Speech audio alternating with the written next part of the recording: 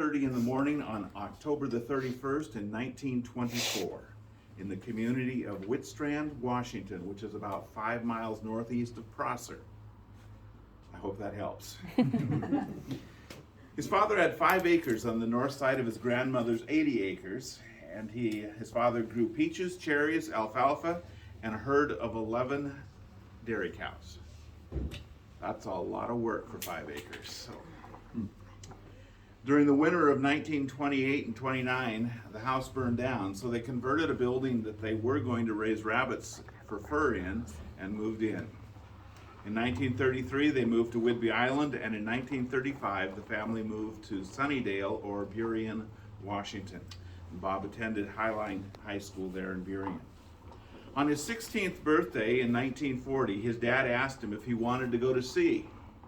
That spring, they went down to the Sailors Union Hall in Seattle, where he got a job as an OS, or ordinary seaman.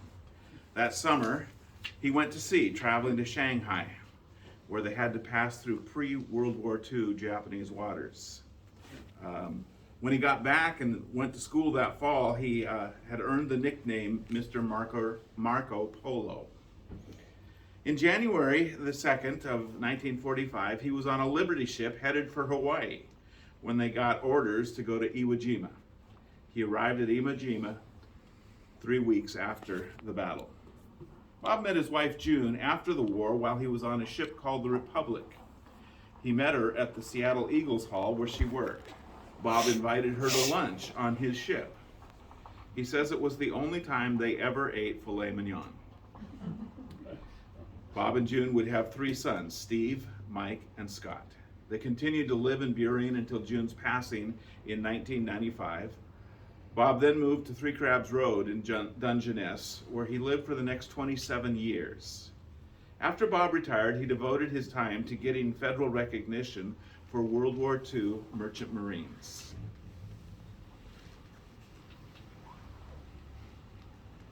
If you have a memory or something that you would like to share, I want to give you that opportunity now.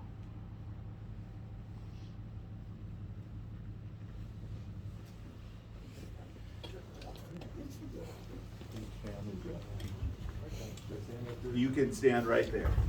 I wrote this down. I'm Scott, his youngest son, and he was born on Halloween Day, 98 years ago. So he went through 99 Halloweens. Imagine that. Has a nice ring to it. 100 would have been better, but 99 is good. He was on Medicare for 36 years. And Social Security. So he got back all the tax money he ever paid. That's everyone's dream. And actually, about a year ago, several times when we talked, he wondered why he had lived so long, and we didn't really come up with a good answer. But so that's why I thought of things like, well, he got his tax money back, and I wish I could tell him that. But and also, if he would have lived to 97, he would have been in the 2.3% percentile that lives that long. But at 98, you're in the 1 percentile. So that he's made it to the 1%. Medicare for 33 years, and I'm sure there's a lot more reasons to live that long, but and he lived by himself until 3 months from the end, which is remarkable. But what he's really defined for, and a lot of us probably forget this, is that when, 30, 40 years ago, most of the people in this room that knew him most of his life, think about the things he did for you. Whether he brought you firewood, I know a few people he did. He would fix your car, do a brake job for you. He would tow you home. He would loan you money. He would give you money. That's who he was. And what he did personally for me, looking at these pictures I saw, it takes you back. And I remember one time he took me. I had Aunt Ruth's 1952 Chrysler that she sold to me for $50. And of course it broke down. It broke down at the top of Queen Anne Hill. And it was dark. I was 20 years old maybe. And so what did I do? I called Dad. He showed up in his 64 Chevy station wagon with a rope.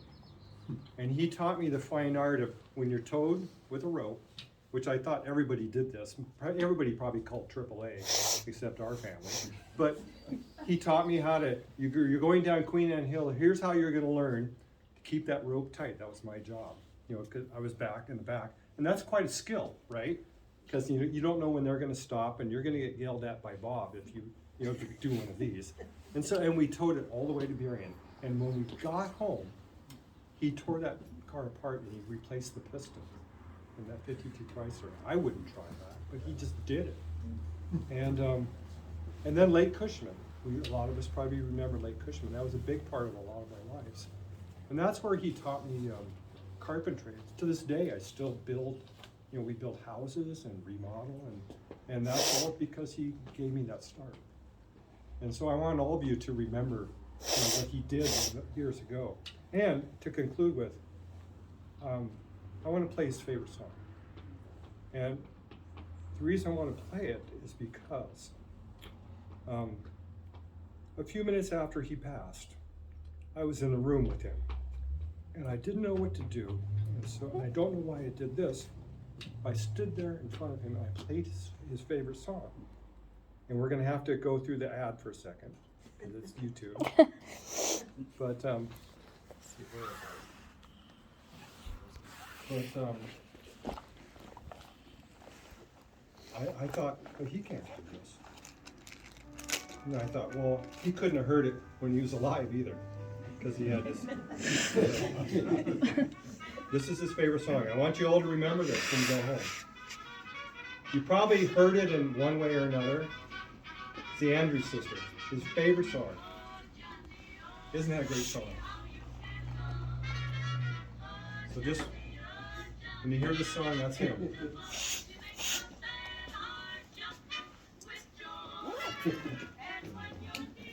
Stop it?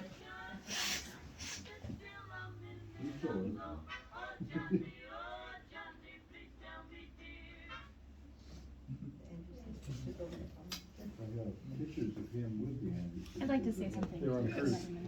We have time. Okay. I apologize because I will definitely cry. So, I don't have a speech prepared. I just wanted to say that I'm really lucky because a lot of people don't have that kind of special relationship with their grandparents. And my dad passed when I was 15 years old, 21 years ago, and I was really fortunate that my grandpa kind of took me under his wing. He helped me out, just being there for me. He taught me how to drive when my mom wouldn't, and kind of from there we really relied on each other. And he was my best friend, and he was more like a father to me than a grandfather. And I'm lucky enough to have had that with him. And I was able to meet a lot of wonderful people here because of him and build those relationships. And it's kind of it. He kind of stuck with people, He met him once and he just never really forgot him. So he was definitely a wonderful person. And I thank you all for being here.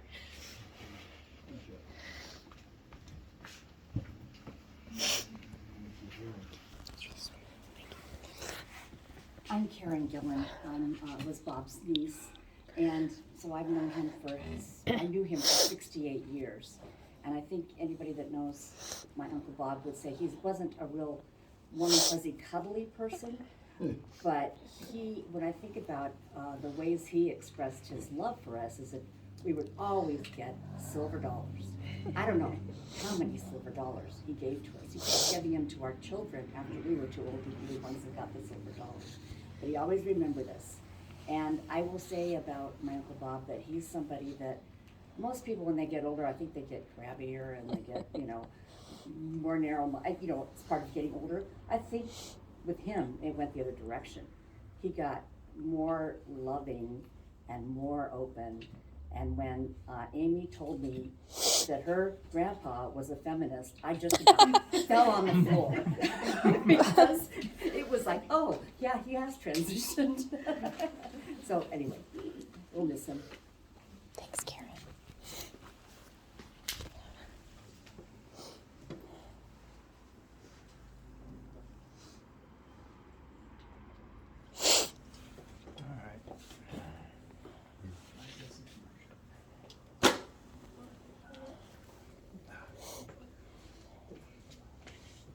Pardon me for being so slow.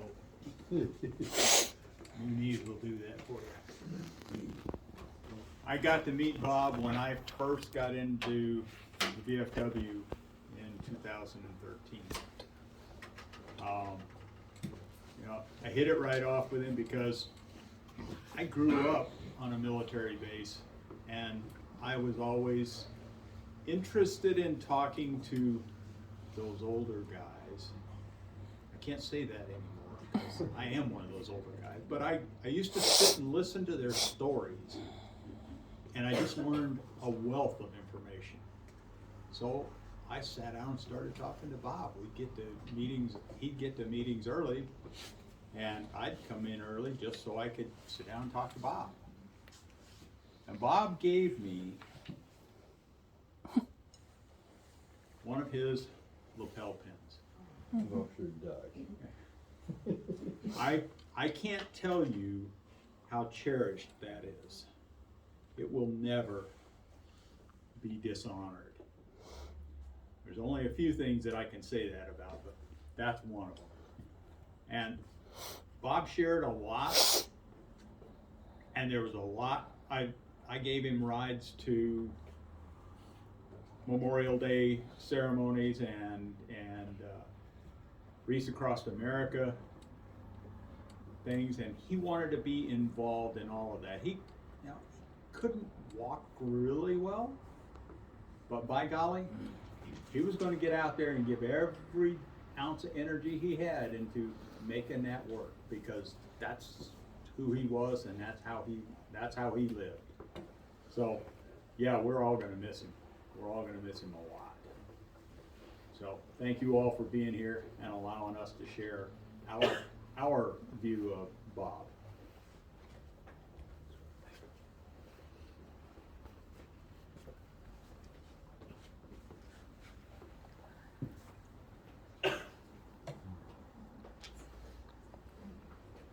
I had the privilege of meeting Bob when a neighbor of his started bringing him to church.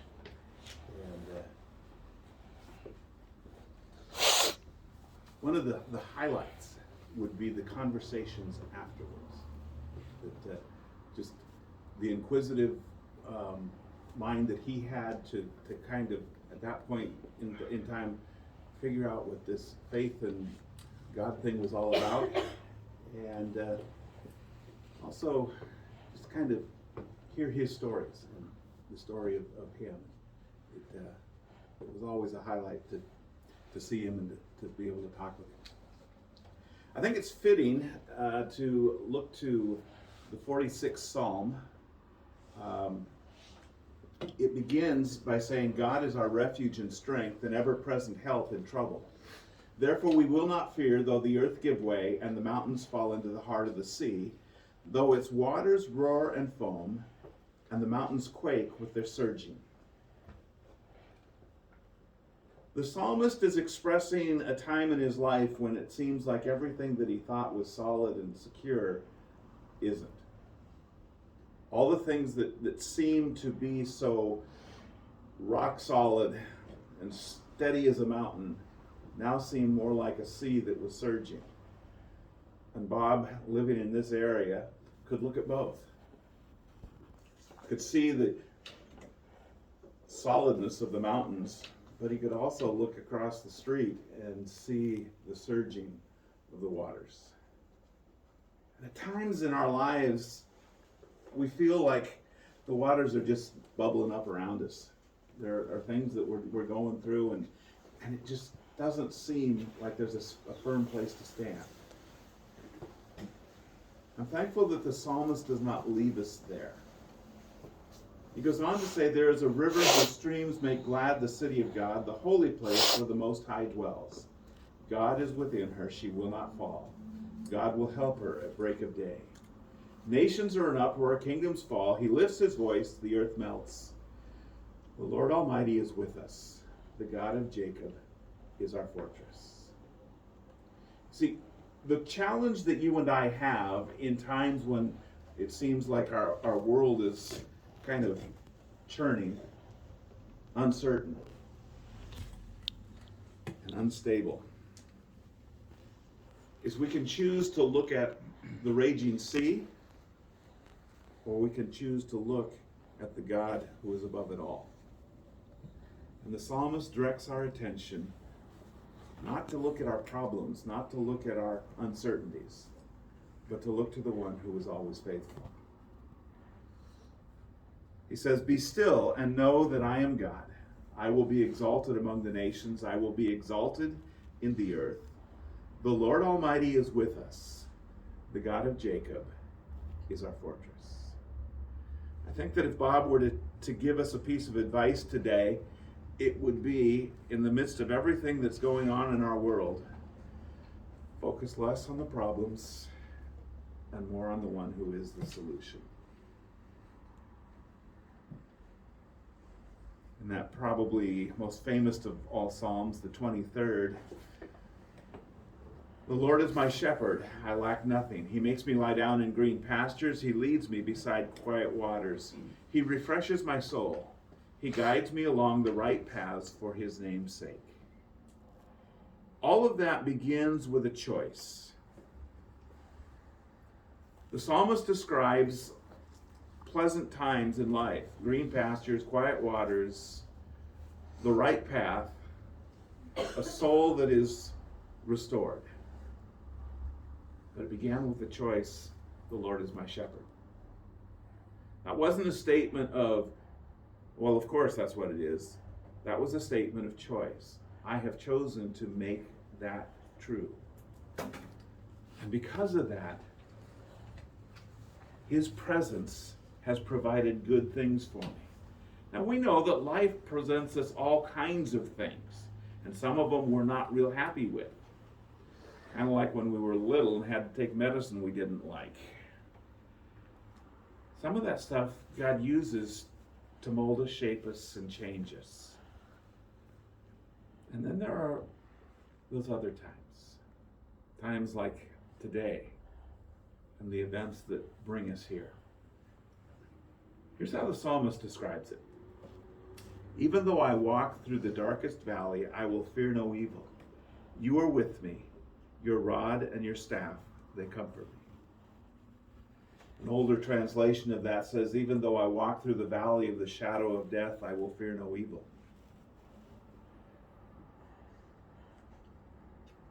The way the psalmist describes the passing of one's life is different than his contemporaries. His contemporaries described it as these bars and gates and these very solid things. The psalmist says it's a valley. Now, when you and I think of a valley, we're tempted to think in terms of the low spot. We describe a valley as this low point in our life. But in order to have the low point, you have to have two high points. The question is, do we choose to focus on the heights or the low? He described it as a valley of shadow. And so we're tempted to think that a shadow is the absence of light. But if you think about it, a shadow is not the absence of light. It is merely the place that the light has been obscured. In fact, to have a shadow, you have to have light. And sometimes in our lives, we go through places where it seems like the light has been obscured. It doesn't mean the light didn't exist. I have heard people say over time on a very cloudy day, I wish the sun had come up today. Well, the sun did come up. It's just obscured by the clouds at the moment. But the fact that it's not dark means that the sun did come up. But I think the greatest thing that the psalmist shares with us in this process is, I passed through. That valley of shadows was not a place to live. It was a place of transition. It was a place to pass through. We're not going to camp there forever. We pass through it. And we come out on the other side. Well, what's the other side? You prepare a table before me in the presence of my enemies. You anoint my head with oil. My cup overflows. Surely goodness and love will follow me all the days of my life, and I will dwell in the house of the Lord forever. Okay, let me give you a choice here. Green pastures, quiet waters, a banquet table that's overflowing, your cup running over, and dwelling in God's presence forever. Was it worth the transition? Was it worth passing through? Because I contend today that Bob is in a far better place than we. And he made that transition. To his followers who were a bit bewildered, Jesus offers this comfort. Do not let your hearts be troubled. You believe in God, believe also in me. My Father's house has many rooms. If that were not so, would I have told you that I am going there to prepare a place for you? And if I go and prepare a place for you, I will come back and take you to be with me, that you may also be where I am. You know the way to the place where I am going. Fortunately for you and I, there's a guy in the room named Thomas, because Thomas asked the question we would have asked. Lord, we don't know where you're going. How can we know the way? And Jesus answers, I am the way, the truth, and the life. No one comes to the Father except through me. You see, that was part of the conversation that Bob and I would have after church on Sundays. How do we know the way? Father, we thank you that you are the assurance that we need, the hope that we possess, and the peace that passes all understanding. Help us today to encourage one another, to be comforted by you, and to receive your word as truth in our lives. We praise you and thank you in Jesus' name. Amen. That concludes our service today. I encourage you to enjoy the refreshments that have been provided, and